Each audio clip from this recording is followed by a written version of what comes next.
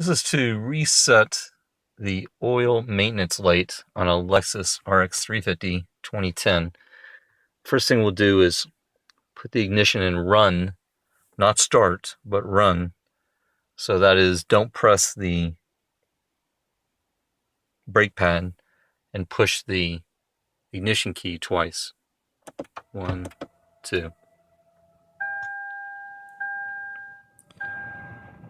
And we'll get our handy dandy oil maintenance required.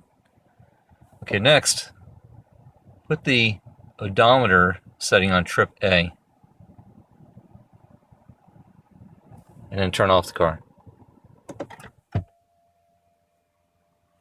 Now, while you're holding the odometer reset button, which on my car is to the bottom left of the steering wheel,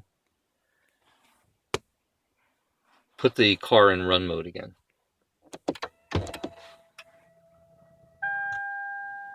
Resetting oil maintenance light comes on. And poof, we're done. Now note, we did not start the car during that whole process. We just went to run mode. We did not start the car. Thanks for watching.